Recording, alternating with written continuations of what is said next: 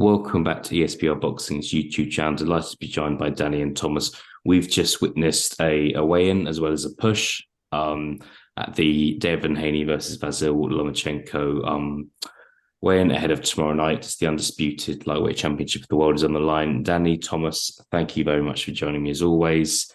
Both fighters have made weight. Obviously, we kind of knew Lomachenko would be making weight. He's the much smaller man. He's kind of coming up from the smaller weights, whereas Devin Haney obviously still struggles to make lightweight. I think one thing to start off on, guys, is that this there was a kind of the actual weigh-in was quite a few hours ago now. These guys obviously had time to rehydrate and kind of get some fluids in as well. So it's not really worth discussing their appearance too much. But we're gonna just get your general thoughts on the weigh-in anyway and how both fighters look. Thomas, I'll start with you. What did you think of the appearance of both fighters? Well, obviously, both guys are in great shape, ready to go. I think, obviously, Devin, bigger fighter, struggles to make 135, more lean, more ripped. But Vasily, not as much, but still in great shape, obviously. He's really the naturally smaller guy coming up from 126 and 130. So definitely has the disadvantage in terms of size for sure. Mm, But anyways, both guys look great, ready to go. Vasily doesn't look any different than he has in his past fights in terms of appearance and how in shape he is. So yeah, definitely. Danny, what did you think? Yeah, as you say, there's not too much to take from these ceremonial weigh-ins. Like it's maybe a bit morbid, but I sort of wanted to see what Mm, Devin Haney looked like after the sort of appearance he's had for particularly the two fights with George Kambosos. Hopefully, at some point, we'll see videos or photos.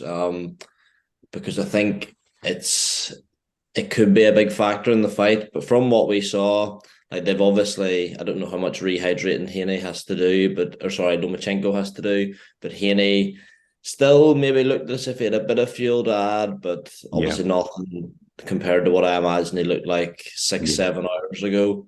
One thing I was slightly surprised at, Haney didn't look as much taller than Lomachenko as I thought. Again, from the camera angle we saw, you don't know what footwear there is. Sometimes, like you'll see fighters that walk after they've weighed in and they'll put these big, massive high tops on, and they'll add like an inch and a half, 2 inches to their height. So I don't know if that was going on with Lomachenko, but as you say, from a ceremonial weigh-in, only so much you can really take. yeah, definitely. I think it's quite telling that as things stand, there doesn't seem to be footage or pictures online of the actual weigh-in. It was obviously very private, especially compared to the Canelo Alvarez John Ryder weigh-in a couple of weeks ago, where it was the same situation with a actual weigh-in and a ceremonial weigh-in.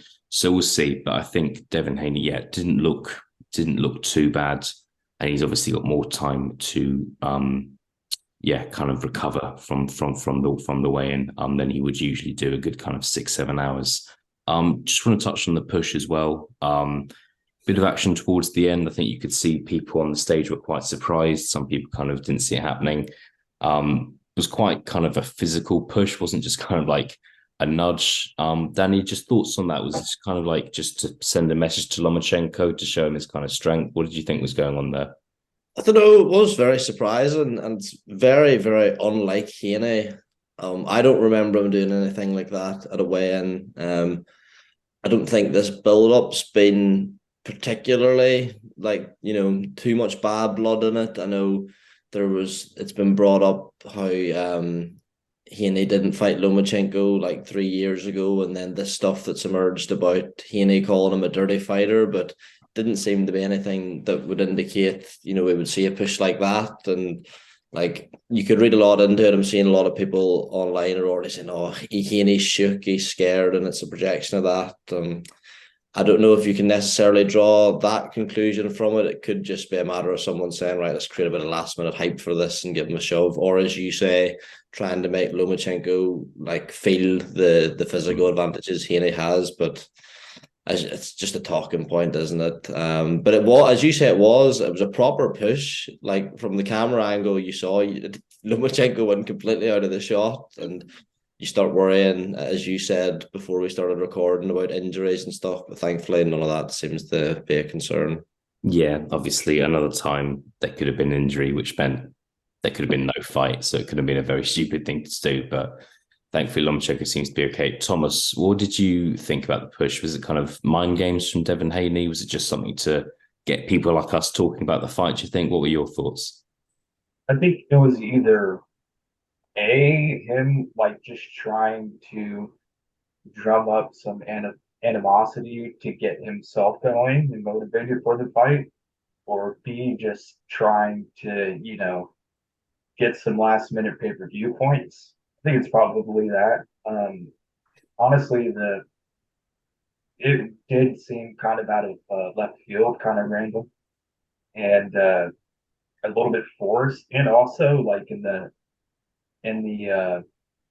pre-fight press conferences this week, throughout fight week, um, Devin has been like, and his dad have been like, feel like trying to, because you brought up the hitting on the break, and they brought up that, and then also not, you know, not fighting, not giving Devin the opportunity for 4 years. Seems like they're just trying to, I don't know, start something or drum up some animosity. So just feels kind of weird. There's times where stuff like that works, and then Mm, there's other times where it just this doesn't feel right. It doesn't feel natural, and yeah, that's kind of yeah. felt this time. Yeah, it reminds, I don't want to stereotype too much. It reminds me a little bit of when Tyson Fury had his last fight and he kind of came face to face with Alexander Usyk in London, and he was kind of verbally abusing Usyk, and Usyk was just kind of there staring at him, and you could tell this wasn't having any sort of effect on Usyk. I think he was just kind of bred kind of differently in that way, where he's not going to be affected by mind games. And I think personally, I think it's the same with Lomachenko. I don't think Lomachenko is going to care what Devin Haney's dad says or being pushed at the weigh-in. Personally, that's just my personal opinion, but we will see what happens tomorrow night. Just one question from me before we get down to predictions, gents. I want to kind of want your guys' opinion on if this is going to be Devin Haney's last fight at lightweight. We've seen, look, he has made lightweight today. How well, we don't know. I think one factor is that there are bigger fights at lightweight for him. There's obviously Gervonta Davis, Shakur Stevenson at lightweight, whereas at 140, obviously it's Ryan Garcia, there's other fights, but these kind of major fights are at 135. Thomas, we know kind of some people mentioned Devin Haney moving up in weights, moving up in 2 or 3 weights, maybe, you never know. But Thomas, what are your thoughts on this being his final fight at lightweight? I think it's very realistic. Obviously, he's has to boil himself down quite a bit to get to that weight, so definitely takes a toll on him, I'm sure. And I know he would fill out well at 140, and there's options for him there. There's bigger fights at 135, like you just mentioned, but at 140, there's still the winner of Teofimo Lopez and Josh Taylor, so that could be an option down the line as well. Uh, but I would be really interested, me personally, in a matchup with Shakur Stevenson. I feel like it's realistic. Both guys are being promoted on top by Top Rank and are on ESPN, so they should be able to find a way to make that happen. I feel like.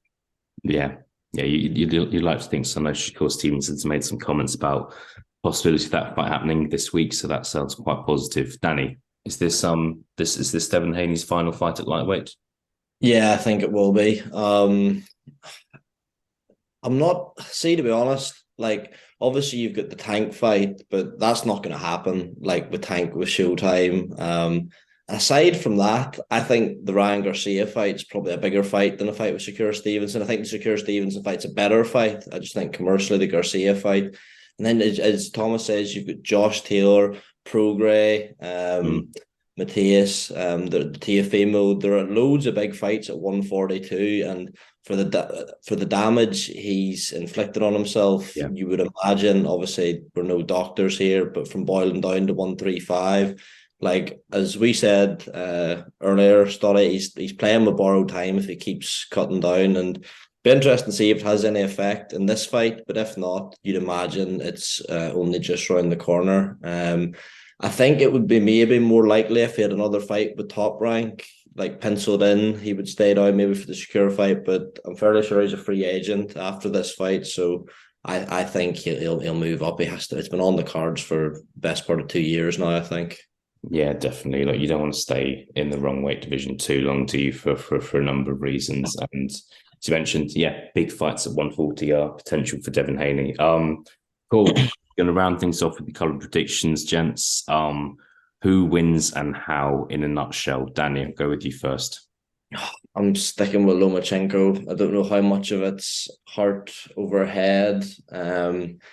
I did think Haney when the fight was first announced, but just like I know we're looking to get the video wrapped up, but like loads of stuff, like the level of opposition, the jump. I know Haney looked great against Kambosos, both fights, like really dominant wins, but like George Kambosos, with all due respect, is not Vasyl Lomachenko. And yeah, without waffling on too long, I think Loma can turn it on for one more night. And potentially there could even be a bit of controversy in it because of the sort of politics with he's a top ranked fighter. Bob Arum isn't going to want to let all 4 belts in that division just walk off to another side of the street. So I think any close fight, I wouldn't be surprised to see the go away Lomachenko. So I'll ride with him. Okay, big statement. We'll see what happens. Thomas, are you agreeing with Danny, disagreeing with Danny? Where are you sitting at the moment? I respectfully disagree. I think definitely, at least in my opinion, Devin Haney has the physical advantages, size advantage, the youth advantage. I don't know. I don't know about the speed advantage. Perhaps he's younger, and Lomachenko's in his mid-30s, so maybe he has the slight speed advantage, but I wouldn't give him that one decisively. Obviously, Loma's still fast, still has great footwork. But I see it going kind of like the Teofimo Lopez Lomachenko fight. I think Loma's going to get outworked and he's going to give too many rounds away, but he might come back at the very end and make it close and maybe make it close enough for a rematch. But I feel Devin Haney by competitive but still clear decision. Okay, fine. Before it all kicks off, we're gonna end the video there. With your prediction, Elliot, please. I'm struggling for a prediction, but if I had to go for a prediction, I would go Devin Haney on a close points decision.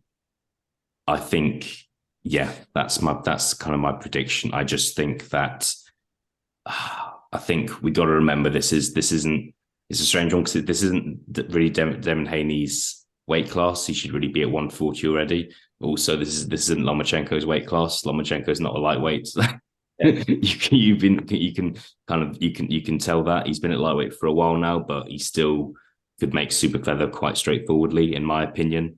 So I just think it's size and the youthfulness. Devin Haney he's just a lot younger than Lomachenko, less miles on the clock. So that's what I'm expecting, but I'm not saying that with a huge amount of confidence. But if I had to give you a prediction, then Devin Haney close on points. I don't see Devin Haney. It's not going to be a shutout. He's not going to win. It's not going to be easy. But that's what I see happening. Is that okay? Fine with me, mate. Appreciate you coming to it. Almost got away with not giving a prediction there. No, never. Well on top. Okay, gents, been good to discuss this with you. Been good to react to the weigh-in, or the ceremonial weigh-in, which whatever you want to call it. But we are now just over 24 hours away from the big fight. 5th-year contender, undisputed lightweight championship of the world is on the line. Thomas, Danny, thank you very much for your time. Thank you. Mate. Cheers.